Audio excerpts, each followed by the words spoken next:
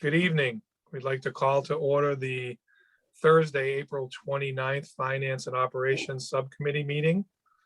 The first thing we have on the agenda this evening is consideration of approval of minutes from the April 8th, 2021 open and executive session and April 22nd, 2021 open session.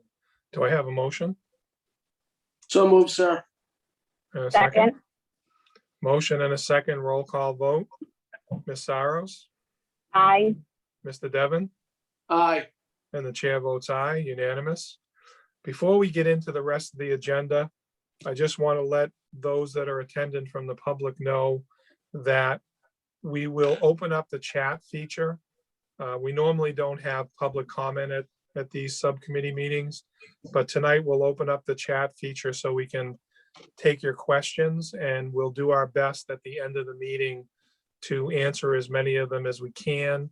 Those that we can't, we will bring to our school committee meeting on Monday and hopefully be able to answer by then.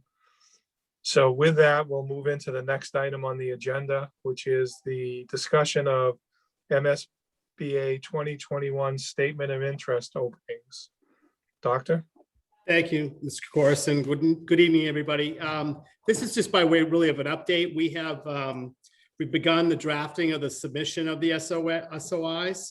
As we talked about at the last meeting, we will be putting in for both roof projects. As you know, we did receive approval, or we were invited into the process by the MSBA for Liberty and Highlands. The kind of the more detailed work around that is beginning to happen.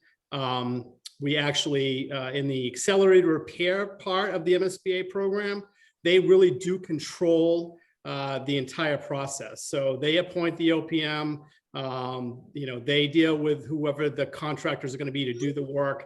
So it's kind of hands off for us, which is good in a lot of ways. It mainly is because they just do so many of these projects that they have been able to take that kind of what would be extra cost really for the school department if we had to do that on our own away from the project. That's different than obviously East and South Middle School projects, where we are heavily involved through the school building committee in the selection of the OPM, as well as the architect and eventually the contractor. So that has begun. Mr. Cronin's been working on the statement of interest for the accelerated repair. Kind of how it works, if you recall, we did receive the debt exclusion approval for about $5 million. We had listed out essentially all of our elementary schools. And then with the two approved already, we will just go and we'll submit the remaining three. And then we will put them in a priority order, and we'll see what happens.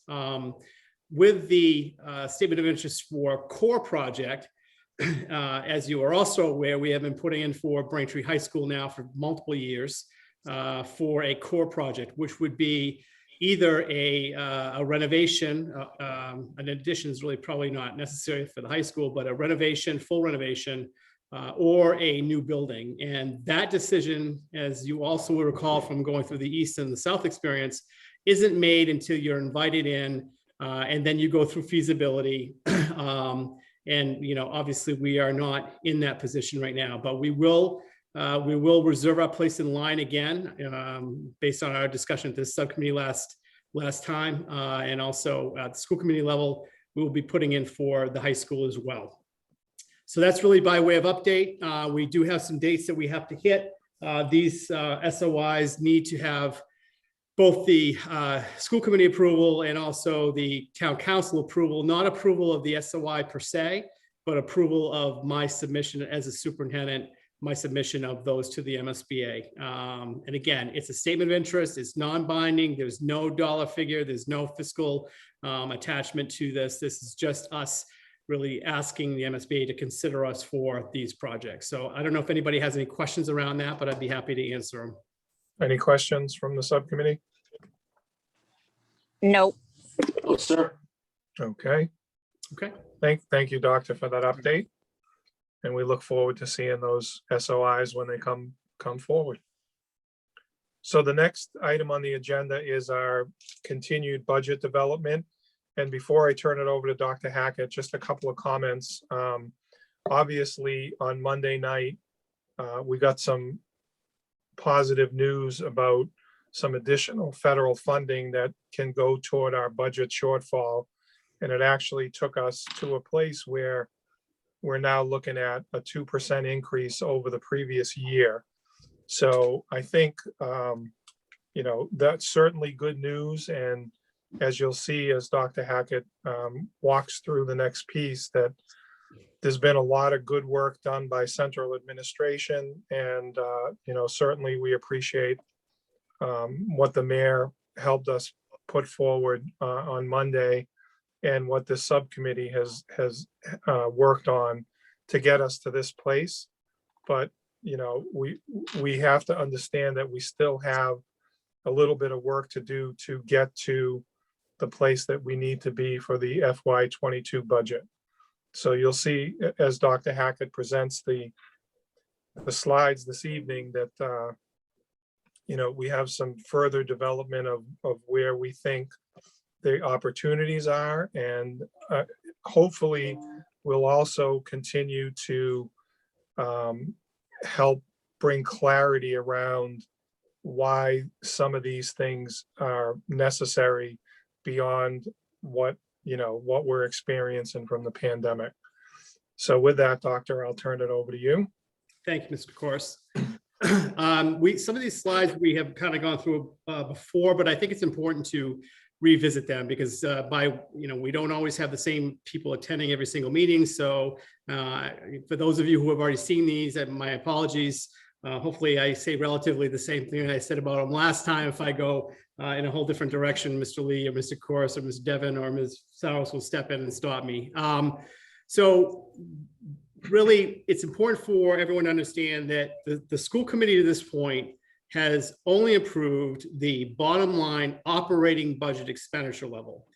When I say operating budget expenditure level, I'm talking about the budget that will be funded as we traditionally have funded budgets, with both local revenue driven primarily really through the tax base, residential and commercial tax base, as well as our Chapter 70 funding that we receive from the state, which is the major source of state funding for public education in the Commonwealth.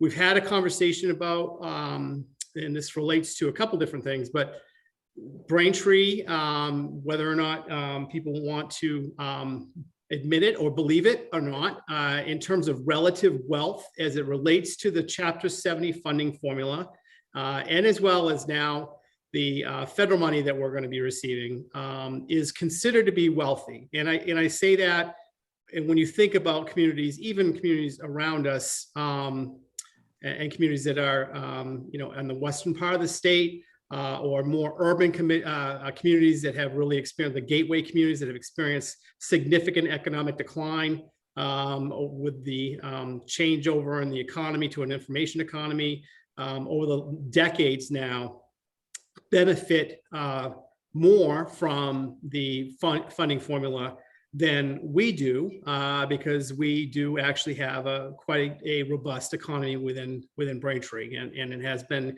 growing and getting stronger pre-pandemic certainly, and we know that there are some things that as we get through this pandemic and go into future years that are in the pipeline, and we'll continue to see good, strong, hopefully revenue development. So the whole point of that piece of it is that we are very heavily reliant on our local revenue. And that, as we know, has been significantly impacted by the pandemic this year. Just in the service sector alone, you can understand with the limitations and shutdowns, first of all, and limitations on a service sector, on retail, has had a significant impact on what the town revenue stream has looked like going into this year, but also going into next year. So those are the two major funding sources for the budget. I'm going to talk a little bit about how that relates to the school committee approved budget, which again is based on what we're anticipating for revenues, both the local revenue and the Chapter 70 funding formula that we receive from the state. So we have continued to refine our proposed reductions. And to Mr. Kokoris's point, I think many of you know that when we were initially looking at how we were going to get to the approved expenditure level, we were talking about redistricting as early as next year. We spent a lot of time going through the implications of that, the numbers, and then with the mayor's support with additional outside revenue, basically the federal funding to be specific, we were able to take the redistricting off the table. We'll talk a little bit about the end of this, but because we still do have the challenge of where our enrollment is versus where our space is. And we do have a plan, we hope, that we have a plan in place that we've been using for quite some time. And we're talking about expanding that so that you would not be in a position, hopefully, unless things change dramatically, that you'd be looking at a full system-wide redistricting effort that would impact students that we have in front of us right now. What we're talking about is looking at continued expansion of the flexible boundaries that we have in place, which would affect incoming students, so that we can begin to shift our students as they move in to those schools that really need additional enrollment to be viable in terms of just operating. So, and then we have, obviously that's related to the last bullet, which is notification of additional funding. So just to take you through this slide, the proposed budget, which is the amount of money, and the mayor spoke to the town council about this the other night, and Mr. Kokoris just mentioned this, we are looking at about a 2% increase over our current expenditure level. So our FY21 budget, current fiscal year, the year that we're sitting in right now, is $73,218,902. The proposed budget for FY22 is $74,683,280, which is a $1.4 million or 2% increase over the current FY21 budget, which is good news. That's not where we were just a couple of weeks ago, and until the mayor was able to work through and we were able to make some additional adjustments on the revenue side with the use of ESSER money. And a lot of that has to do with the timing of the information that we've received. And I'll talk about that in just a second. So as I said earlier, the FY22 school committee approved expenditure level on the second row is $71,574,118. The difference between the proposed budget of 74.6 and the 71.5 is 3.1 million. If you recall, we were looking at using a revenue offset of 1.4 million. So our proposed budget was the 71.5 plus the 1.4 only a week or so ago, maybe 2 weeks ago now. Now we're talking about a difference between the expenditure level that was approved of 71.5 and the 74.6 of 3.1 million. We've already had identified that the part of the revenue offset, because we knew the money was in hand, we have it currently. It can be used, and ESSER is the acronym from the federal government for these the additional revenue that they're providing across the country, both to towns and also targeted to school departments. Between that, ESSER 2 and other one-time revenues that we generate through what's called circuit breaker, which is state funding for extraordinary special education costs. We were looking at a revenue offset of $1.4 million. So we sat at a budget level the last time we had this conversation of $72,974,118, the 71.5 plus the 1.4. That was our proposed budget, our total expenditure level. With the additional information provided by the mayor and the support, we were actually able to pick up, and we are looking to use approximately $1.7 million more in ESSER 3. Now, that will come in some different forms. We do know that we need to use 20% of ESSER 3 for academic recovery, which is about $700,000. The total allocation of ESSER 3 is around $3.5 million. It can be expended over, and Mr. Lee or Mr. Cronin can correct me if I'm wrong, but the last we knew it was through next year, FY22, FY23, and I believe FY24. It was a 3-year allocation, but I could be wrong, and maybe it was 2. Mr. Lee, do you No, want to? 3 is correct. 3 is correct. Okay. So the idea of ESSER is, and the reason why they're giving us the extended the time period to expend it, which is highly unusual. Bless you. Any kind of federal money, for example, our Title I grant has to be spent in the year that we receive it. We can apply for an extension if it doesn't get spent for whatever reason, but it has to be spent in the year that we receive it. This is different.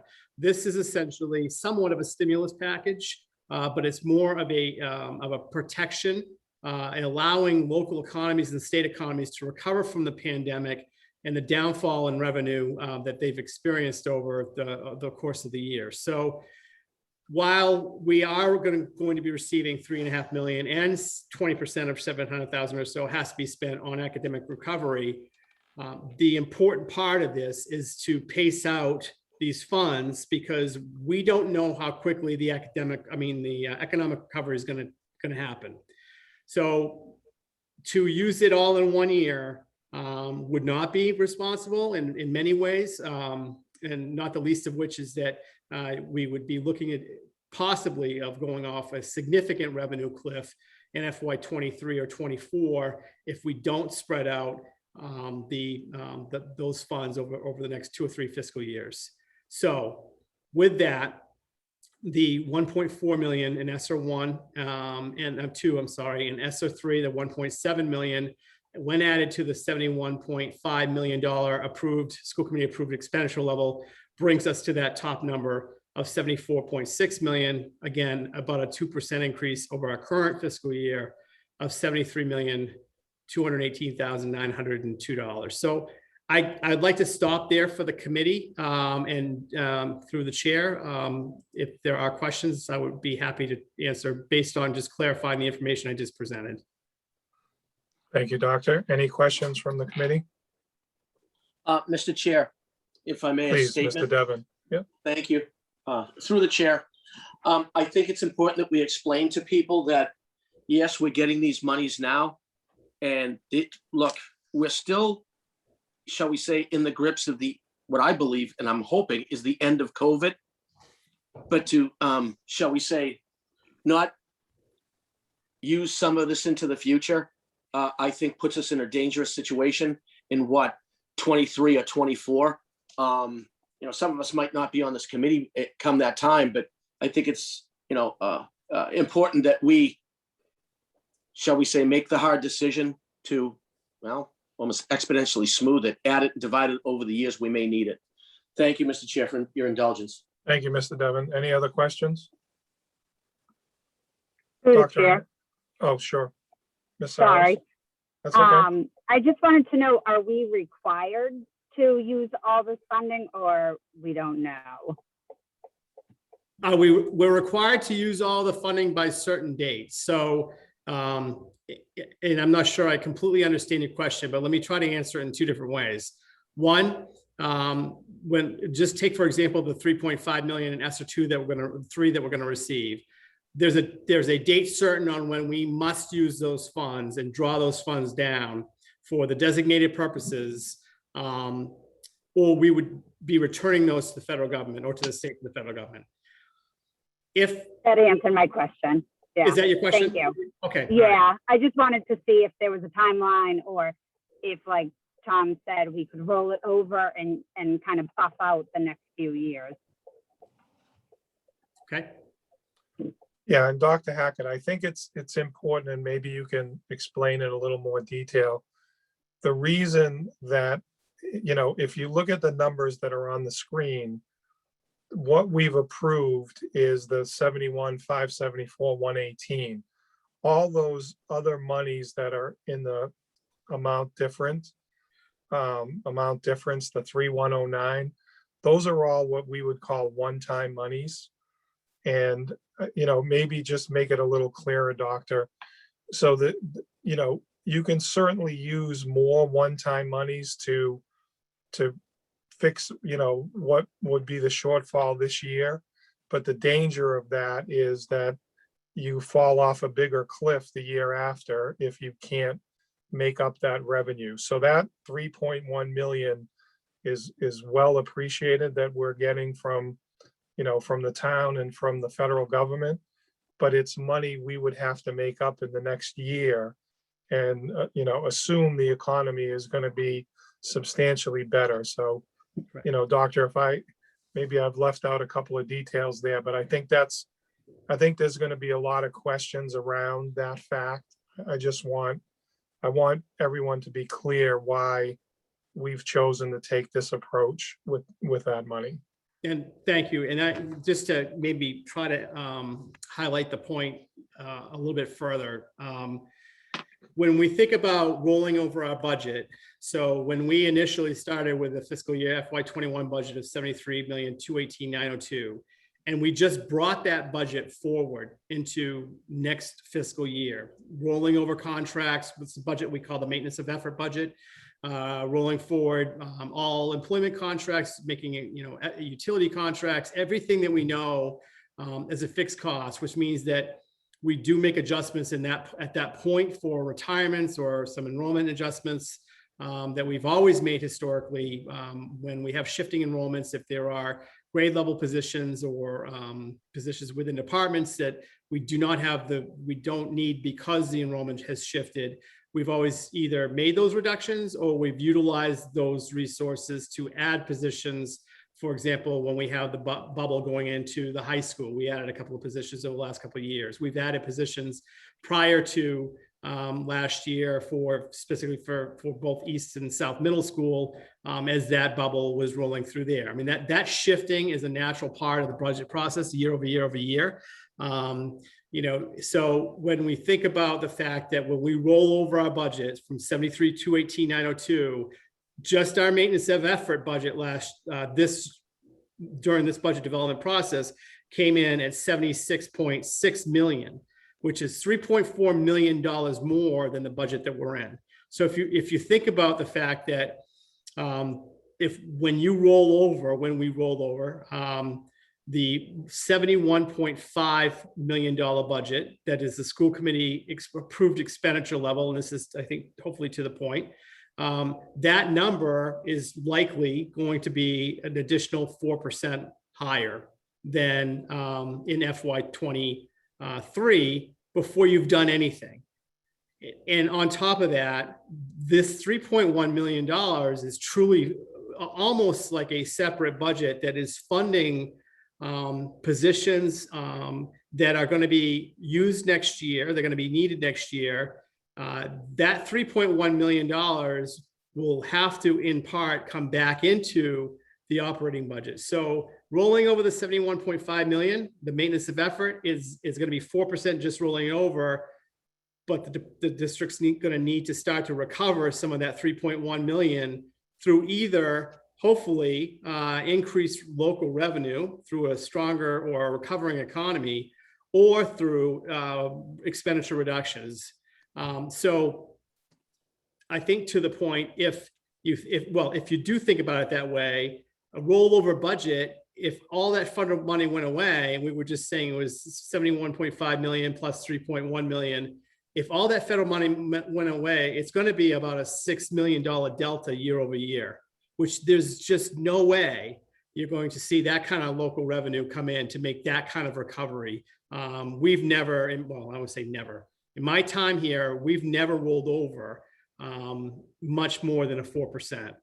So that in and of itself is problematic. And that in and of itself is exactly why we really need to be fiscally responsible by not expending all those ESSER 3 funds going in the next fiscal year, because then the revenue cliff that you're going to be facing is likely going to be $5 or $6 million reduction that would have this budget has an impact. There's just no question we have positions that we're eliminating.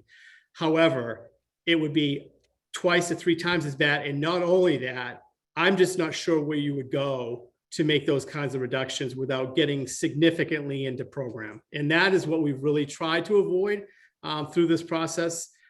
So I don't know if that helps or not to the committee from through the chair, but that as I see it is really the challenge and really the rationale for the approach that we're taking. I appreciate that, Dr. Hackett. Any other questions from the committee? Mr. Okay. Lee or Mr. Cronin, is there anything you'd like to add to any of that? No, I think that last part of the explanation really is the element that we're most concerned about, that we're not going to get $6 million in additional revenue next year. And therefore, those cuts would be dramatic if we do not save some money through ESSA 3 to help offset what's going to happen that year. So that to me is the critical component. The reason that we would bank some of the ESSA 3 money is to try to allow the economy to recover in a way that allows us to maintain our programs over time.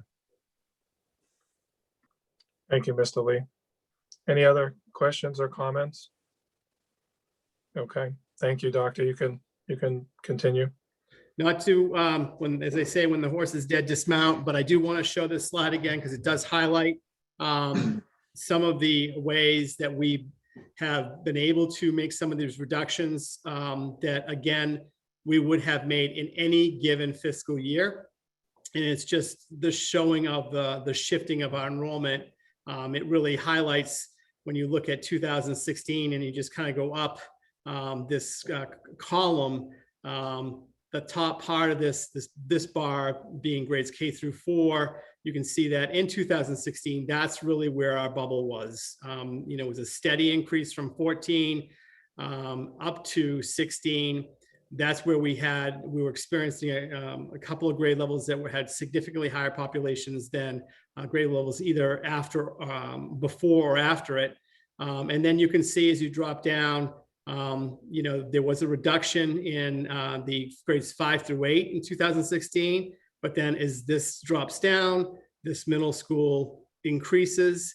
And now as we go from 2000, and this is 2018, again, we didn't include 20 because the 5th grade had moved and it just throws the numbers off. But as we go down at the middle school level, you can see the impact of the high school. So this is really a good representation visually of the shift of our students from one grade span to another grade span. If we were in a situation where we weren't seeing that shift, then we would be talking about adding positions because we would be dealing with higher enrollments at all grade spans. But we have done this over the last several years. As that bubble has moved, we did take open positions that were no longer needed at the elementary level, sections that we didn't need because the enrollment was lower, and we have shifted those resources by way of actual hiring positions for the middle school. We are fortunate at the high school level. I don't say fortunate. I think we've well planned at the high school level, knowing that bubble was going to go through, and kind of rode out a couple of these years where we probably could have taken some reductions at the high school level, but chose not to, knowing that we were going to see that bump in enrollment. We've added a few last year. The last couple of years, I would say we've added a handful of positions by department to the high school, but we are in a position now where even as that bubble comes in, we do not need to add additional positions to handle the numbers. So the cost avoidance is helpful, obviously, as we go into next fiscal year, because if we were also looking at having to add high school positions on top of the fact that we need to make the reduction, it would be obviously more challenging. So as we talk about that, again, we are making reductions, and this is an important point that doesn't seem to be sticking the way that I would hope that it would. But and I understand, because obviously this is something that really is standing out in a much more visible way for us as we have to make cuts. But the enrollment reductions that for the $1.3 million of that are reductions that we would have made in any given fiscal year. We quite literally have middle school enrollment decline of, it's really close to, it's in a range between 50 and 100, but there are multiple positions at the middle level that we don't need to continue to maintain the program that we're already providing and that we have been providing. We have shifts in our district-wide programs with special education students who are moving, transitioning from the middle school level to the high school level. Those are resource intense programs, as we know. And those students are moving into the high school level. We had the same situation just a few years ago when the population in those programs was shifting from our elementary level into our middle level. So again, it is a natural shift. It's a shift that we would make anyway. Fortunately, we've been able to take quite a few of those reductions through retirements and resignations. So while they are cuts in positions, and this is more specific to the elementary school level, but while they are cuts in positions, they don't result in unemployment for teachers who are with us currently, because we have multiple positions that have opened as a natural attrition from retirement that we just aren't going to replace.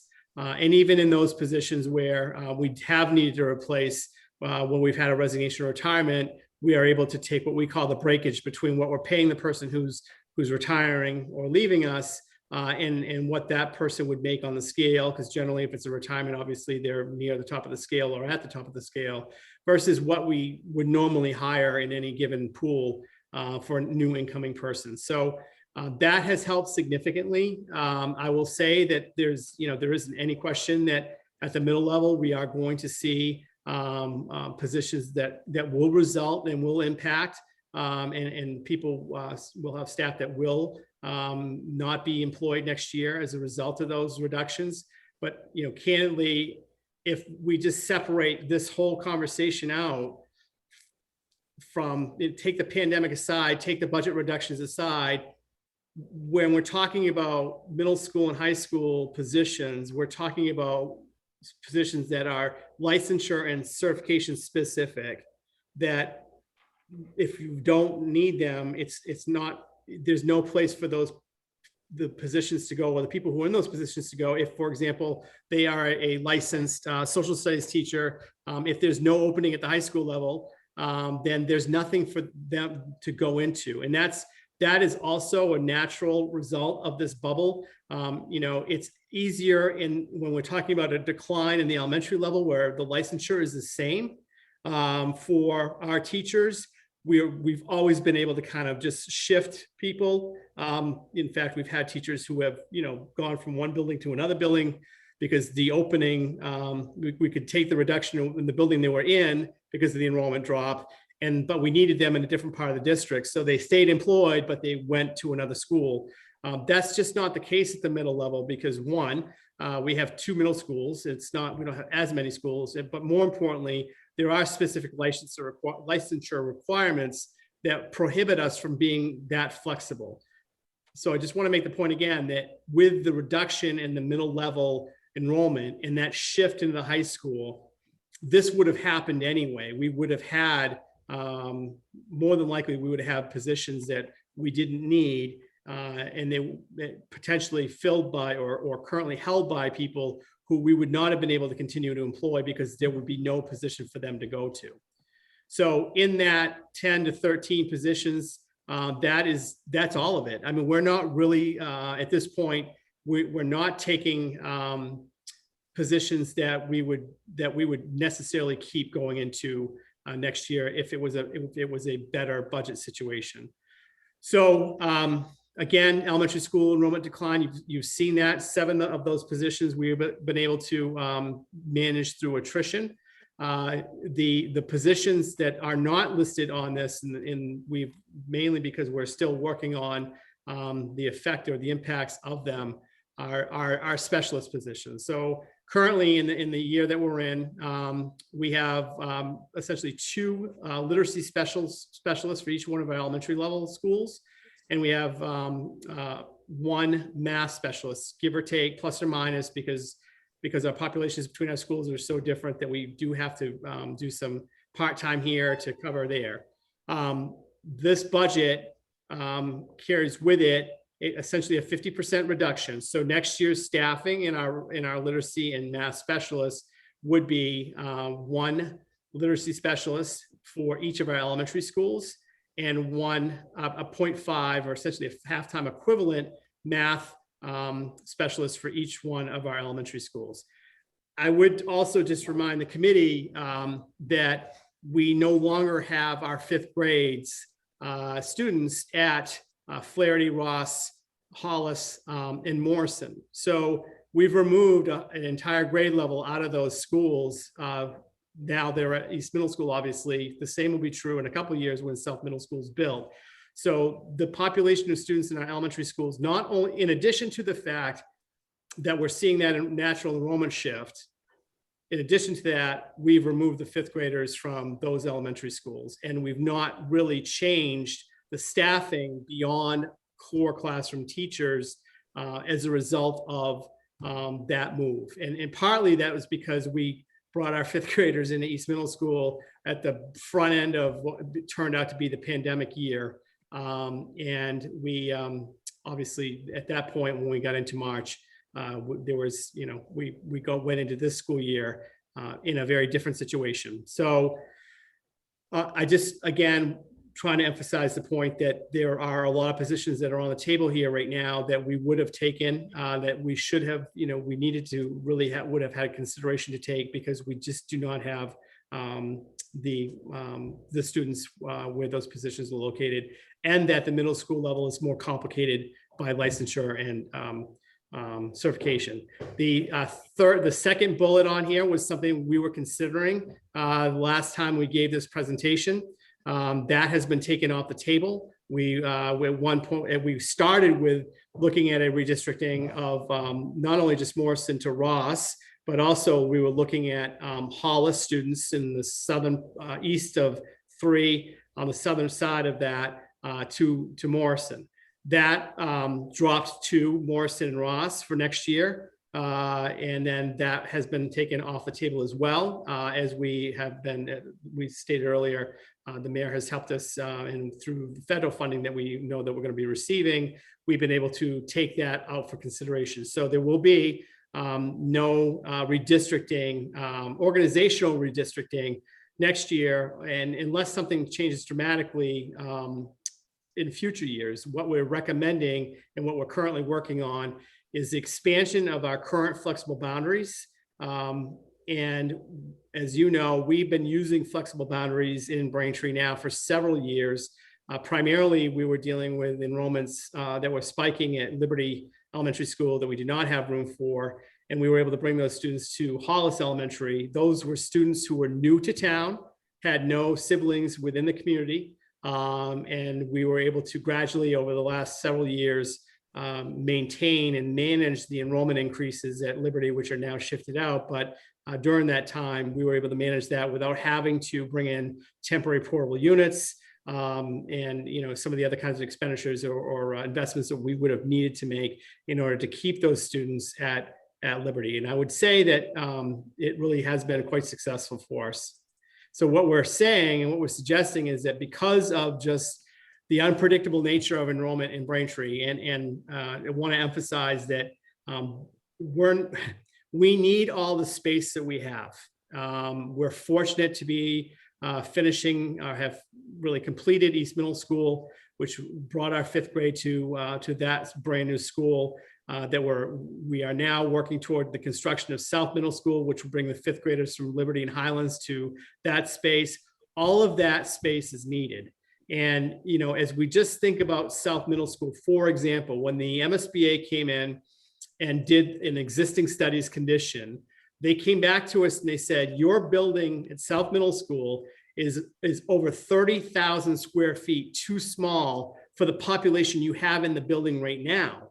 Not when we brought 5th graders in, not the projection of bringing 5th grade in, but in the current building right now with the current population we had, programmatic space, course spaces, we were 33,000 square feet short based on their standards. And I don't think, if you've been to South Middle School, especially when you, during the last couple of years when the bubble was there, we were adding multiple lunch periods because the cafeteria is totally undersized. The library media is essentially 2 classrooms or so that were put together. So, programmatically, because the buildings are older, and special education programming increased certainly, and expectations around what public schools should be offering through standards increased relatively dramatically. That building was already undersized. So I just want to make sure that it's clear we need the space we're getting. The challenge that we have is, when students move into town, unfortunately, they don't move in all in a distributed way across the town. So we've seen some significant enrollment growth on the south end of town, Liberty Liberty and Highlands, and we've seen a decline in the enrollment in the northern part of the town. So that distribution or unequal distribution has created some problems for us, in that it takes away our flexibility, one, but it also just kind of raises the amount of money our buildings cost us to run in terms of just a straight per pupil expenditure, because you really don't, other than classroom teachers and maybe some special education staff, your staffing level doesn't really change much to keep a building open. You still have infrastructure costs with staffing, whether it be cafeteria, custodial, whether it be administrative. Those costs don't go away. You have the cost of the brick and mortar, utilities to keep the building open. And we've made significant investments in our buildings through the ESCO project, the elementary level, with all new heating systems. We have new roofs at several of our schools coming in with additional roofs. So, and we need the space. So closing a building is not an option because we need the space, one, but we do need to, over time, manage the increase in our enrollment and manage the existing enrollment so that we can better distribute our students across our schools, so that we can make sure that we are distributing our resources equitably. And that just really right now just really isn't the case. So over the next few years or moving forward, what we're recommending is an expansion of our existing flexible boundary policy. That policy really is built on geographic areas where we have the flexibility based on how our bus routes are developed and where they run. We have buses that are in the same vicinity that go to two different schools. The boundaries are really based on that we're able to provide transportation to more than one elementary school. There are also areas in town where that's true for middle school. We don't have a flexible boundary for the middle school, but we will be recommending that you develop that because it just allows you kind of real time, for lack of a better term, ability to redistribute students without completely turning over through a full system-wide redistricting, where you're taking students who are currently with us and you're moving them to a different building for the following school year. So you'll see more on that later.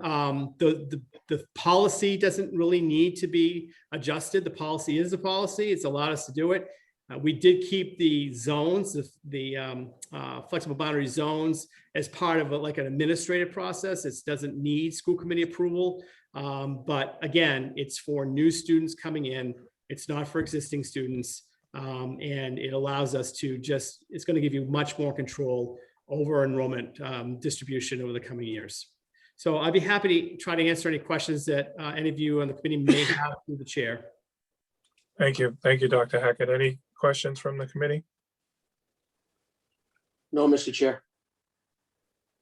Dr. Hackett, I have one question. If you can go back one slide, I think more of a clarification.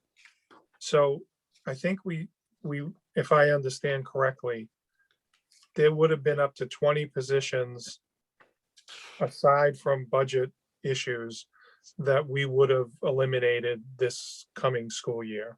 Correct. And then I think if I understood you correctly, that we're talking about only an additional 7, is it? We're still kind of in a range right now, so it's hard Okay. for us to nail it down completely. But again, really, the only positions that are in this budget that we otherwise likely would not have considered for reduction would have been with the literacy specialists and the math specialists. And I say that because in part, those specialists have been used over the last few years to implement our workshop model, which Mr. Lee can speak to. But we have been working on basically an instructional model, a pedagogy that instead of us buying, hundreds of thousands of dollars worth of textbooks, we've really focused on providing our classroom teachers with real-time in-classroom support and professional development that has been supported by our specialists. And Mr. Lee, I don't know if you want to just expand on that a little bit. Well, as the committee is aware, over the last 3 years, we've been going through a process of bringing the workshop model in as our preferred instructional model for elementary students in math and English. And although we've brought outside consultants in to do a lot of the PD, what has been really critical in that exercise is the work of the reading and math specialists in each building who can support and help coach teachers as they learn a new way of teaching. So their roles in over the last couple of years have really centered around that work and working directly with other staff members to ensure that they know the right ways to be implementing the workshop model as we go forward. In addition to that, they also provide some individual remediation to small groups of students or individual students who are falling behind in math or reading. But again, the crux of the work over the last several years has really been about helping support our implementation of the workshop model. And they've been a huge component of that. And just to further expand on that, so as we go into next year, and we're talking about going from 2 to 1 on literacy specialists in each elementary school, and then going from 1 essentially to 0.5 math specialists in each of the elementary school. 2 things I think are important. One, we would have continued to likely have had those positions going next year to kind of continue to support the implementation of the workshop model that Mr. Lee just described. But we are in a good place with that right now. We will be able to support that in other ways, but also just to emphasize the fact that our 5th graders are going to be out of several of our buildings next year. And on top of that, our focus next year with the staffing that will remain with our literacy specialists, the 1 literacy specialist in each building and the 0.5 math will be specifically on student support. So we're going to be able to move away, or we're going to move away from that coaching model in the general classroom, which was great to have, but we are in a different time. And we're going to focus that time specifically on direct student support for students who are struggling and who need that additional help. Okay, and just to kind of follow up on that question, then you're recommending this reduction based on what you've discussed, enrollment and needs, right? Based on the challenges that we have, do you think this is the best reduction that we can look at this point? Yes, the best of not a lot of great options, right? So as we talked about staying away from programming, we don't have beyond in programs that we would expect with physical education, music, art at the elementary level. We're not loaded with programming at the elementary level. So and those programs also have the function of providing our teachers with contractual planning time. So when a teacher has a lunch period or a planning period, their students have to be somewhere else. And because we're primarily self-contained, they have to be with a different teacher. And that's how we provide the planning time and lunch periods, on top of the fact that obviously the content and the skills that we learn through this, our students learn through art, music, and PE are critical for their overall development. But that is not the case with our specialists. The specialists, as Mr. Lee described, were primarily into a coaching model over the last few years. And that was the reason why we added additional specialists over the last 2 or 3 years as well. We've not, if you go back 3 or 4 years, we did not have as many specialists as we have currently. So it's not, we don't love any of these cuts. We don't love any of these reductions, but to answer the question of what reductions do we have on the table right now that we are making really in a way because we have to, because we are faced with a budget challenge, the answer to that question would be, it definitely would be essentially the 8 specialist positions that we're talking about. Okay, and just to kind of restate or clarify, of the positions that we're talking about reducing, 20 of those would have been reduced anyway, and the additional 8, or maybe 8 to 10, would be the only ones that are because of the budget shortfall. Yes, is the short answer. I would, Okay, like you did with one of those, I would put those in a range. Yeah. Right, so kind of like the 10 to 13 that you're seeing on, sub bullet number 2. Because it kind of is a range right now. And it's important for everyone to remember, that we are accommodating for knowing that we have a couple hundred students, or close to 300 students who are not with us. They went into private or homeschooling through the pandemic. So we're really trying to be careful that we don't overcut.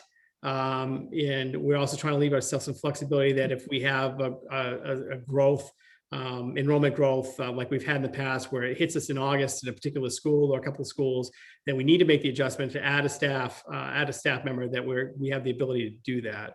Mr. Lee, I don't know if you want to talk a little bit more about the reduction piece, and maybe you can speak a little bit about the process in terms of non-professional status teachers, what that means, and the effect of that in terms of as well as professional status. Thank you, Dr. Hackett. So just to reiterate what Dr. Hackett just said, that it is important to look at these things in terms of a range. However, with that said, I would say the majority of the cuts that we have been looking at are driven by enrollment, not the budget challenge that we have in front of us. But there is no getting away from the fact that several of these cuts are related directly to the budget. As we go through that process, we look at the position that we think needs to be reevaluated and in some cases eliminated. We look at the person who's in that position.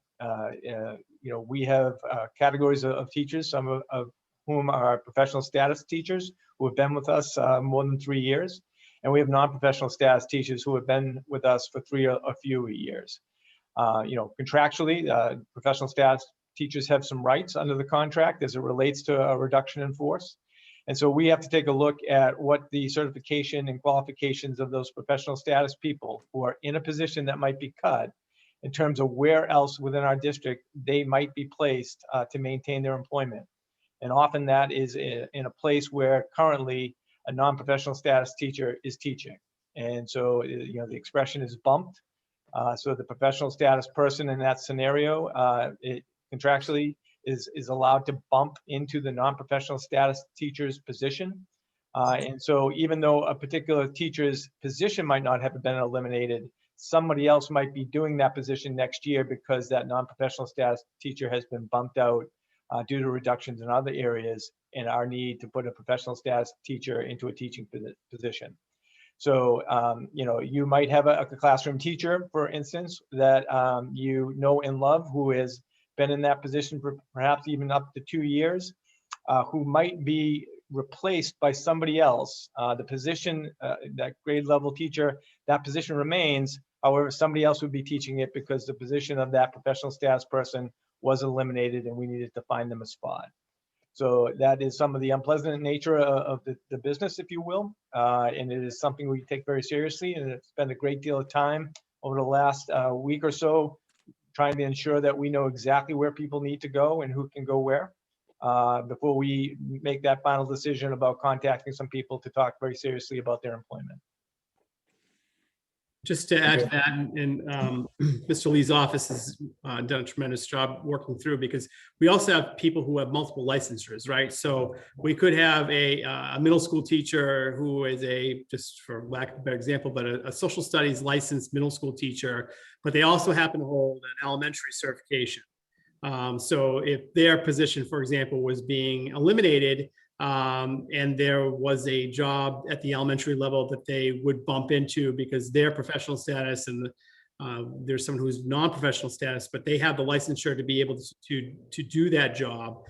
That also is a complicating factor in terms of how the bump, for lack of a better term, works. So it is very complicated. And it is, it's certainly, we understand and recognize that it is disruptive.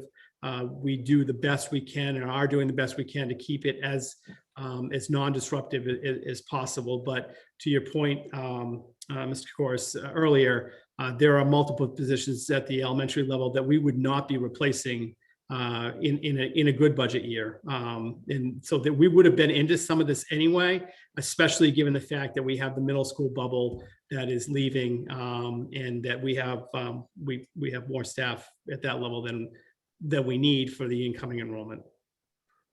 Okay. And to be clear, when you're talking about the bumping piece, that's a contractual thing. That's not something you have control over. It's contractual. It's also statutory. So yes, is the short answer to the question. Okay, thank you. We do have, this kind of the same situation. It's not just general classroom.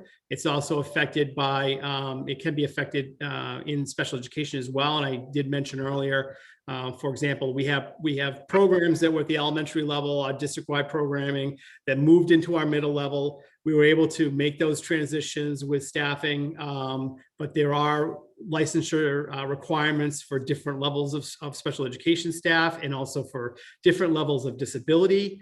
There's severe licensure, there's moderate licensure. So all that has to be in play as well. And so as we see the bubble moving through in the general ed population, clearly our special education population is in that total population. And we also are seeing that effect as well at the middle level. So, there is going to be, there'll be some impact to that, but it will be impact in not from a programmatic standpoint. All the programs that we have will be in place. We'll be providing the same, in my view, high quality of special education services as we provide currently, but we still have populations that are going to be going from one building to the next grade span. And to say it again, regardless of our budget situation, that we would have been dealing with that. Okay, thank you, Dr. Hackett. Thank you, Mr. Lee. Any other questions from the subcommittee? Mr. Chairman, if I may. Mr. Devon? Thank you. In listening to all of this, I'm coming up with, almost like an evaluation in that some weeks ago, I think I've said it more than a few times, that our budgetary situation was devastating. I think I said it 3 or 4 times. And now with, us looking forward, looking towards where we can actually cut, the fact that, the mayor's office, in conjunction with central administration and this subcommittee come up with plans in other monies that we can quote unquote backfill. And what I thought was going to be devastating is still going to be hurtful. And, and I did mean devastating. It was like, how are we going to be able to do this and come through this? And now it's still going to be hurtful, and people are going to have to prepare themselves that there are going to be parts to this that are going to be very unpleasant for all of us. And some of the conversations we've had as far as bumping and some of the enrollment reductions, which in a way help us, but in each and every one of these reductions, we're dealing with human beings and people. And I think it's important that the people know that we don't take these things lightly, and that these decisions are weighed very carefully. It's still hurtful. Thank you, Mr. Chair, for your indulgence. Thank you, Mr. Devon. Any other questions? Through the chair, if I may. Ms. Saros, yes? Thank you. I just want to say I appreciate your work on this. I know this has been, extremely difficult with everything you've seen, all the changes, but, no job loss is ever easy. And just thank you for what you've done to make it as easy as possible in what we're looking at. That's all. Thank you. Thanks. Thank you, Ms. Saros. Any other comments or questions? Okay, Doctor. That's all I have for the evening. The next steps will be we'll continue to refine, and to Mr. Lee's point, we really are working hard to make sure that we are very clear and 100% accurate on the end effect of this in terms of staff affected.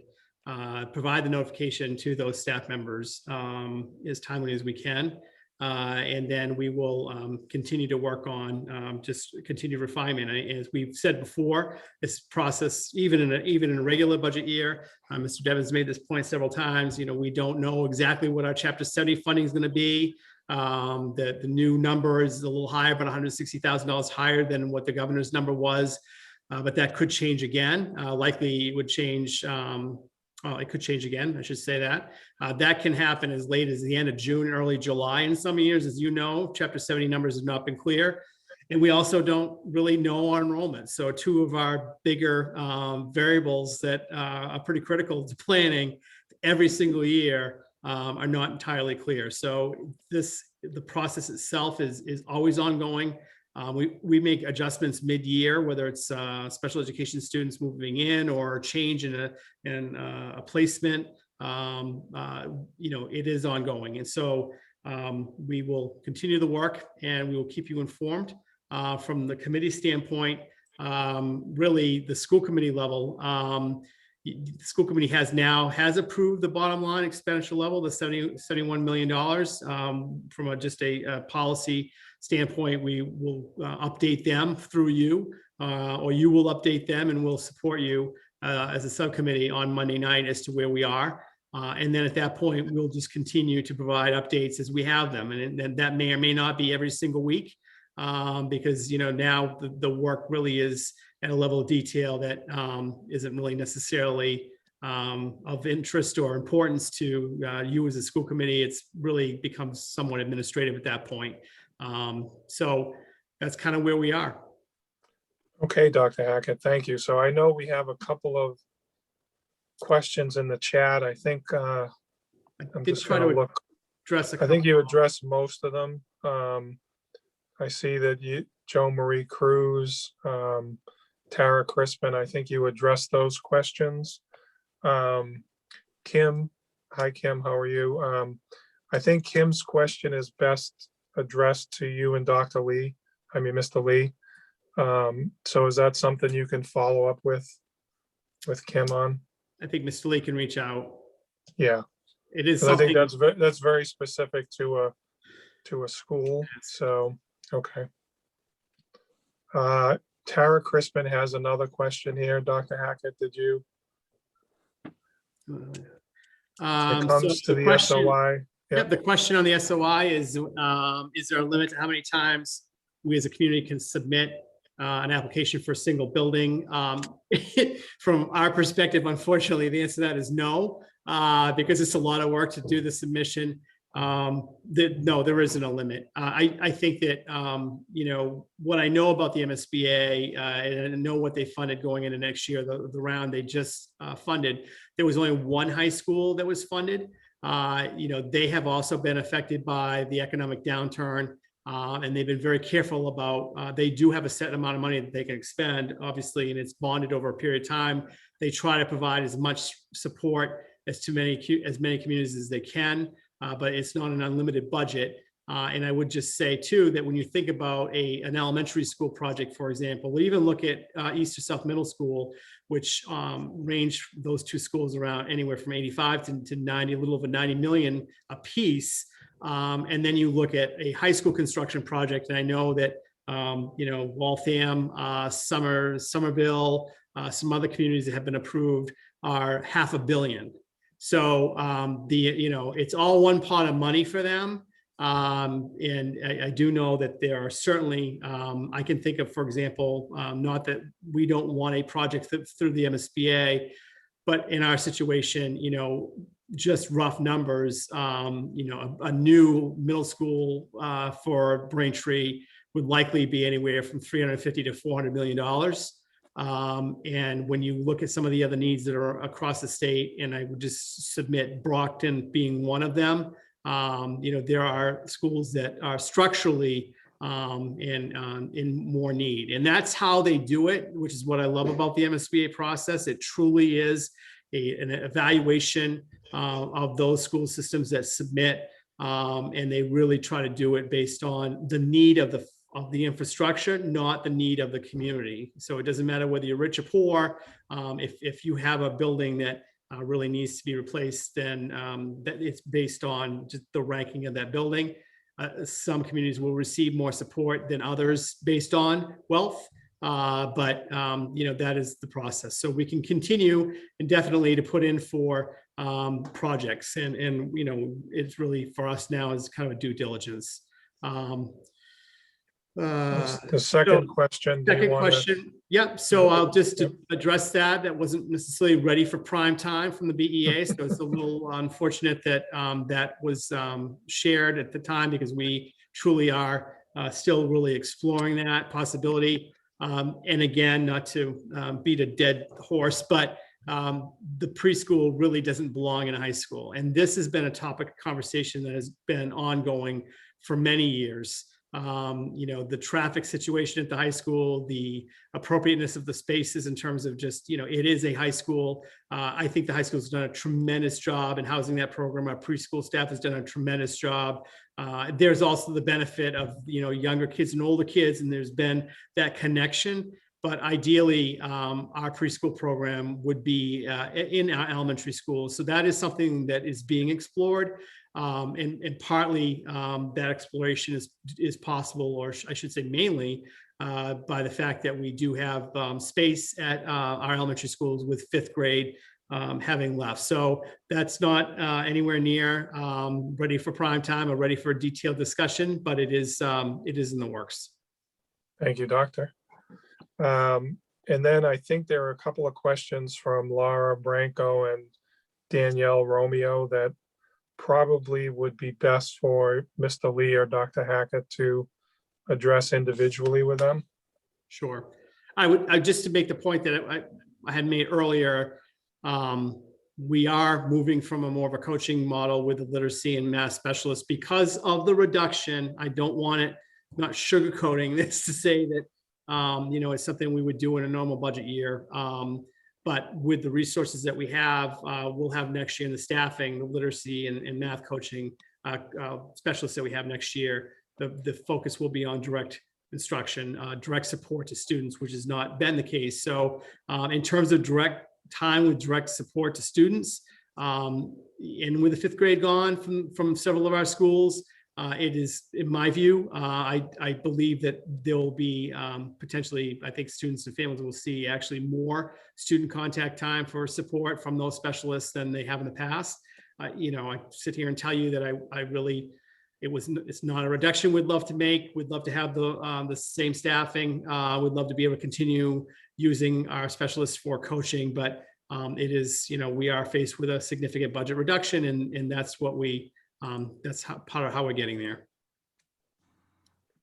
Okay. I don't see any other questions in the chat.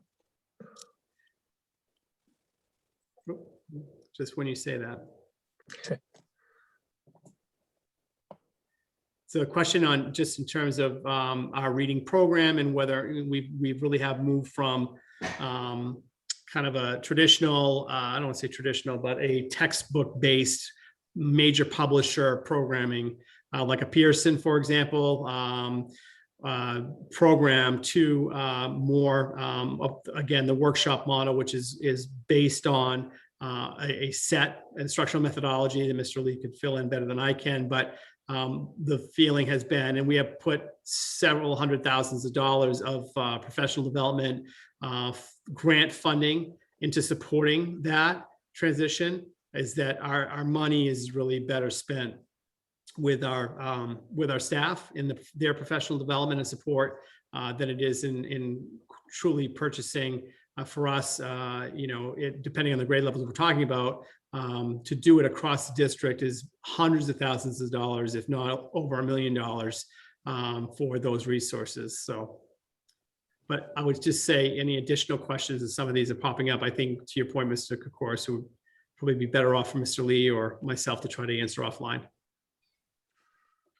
Yeah, I think that, just based on what we're discussing here in the subcommittee, I think those are very specific to the programs. And again, I want to thank everyone for their participation and their commentary and questions, but I think those questions are best answered directly by administration and not necessarily something we can answer in this forum this evening.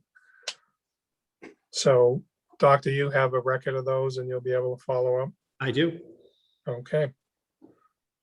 All right, so I believe our next school committee meeting is Monday night.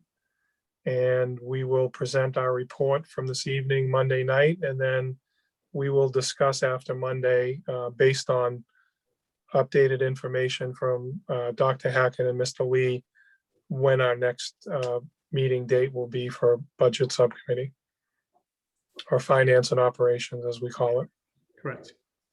Okay, any other comments or questions from the subcommittee? Okay, I'll thank everyone again for participating this evening, and great questions, and I'll entertain a motion to adjourn. So moved, Mr. Chair. Second, Okay, motion and a second, roll call vote. Ms. Saros, aye. Mr. Devon, Aye. and the chair votes aye. This meeting is adjourned. Thank you, everyone. Have a good night. Thank you, everybody.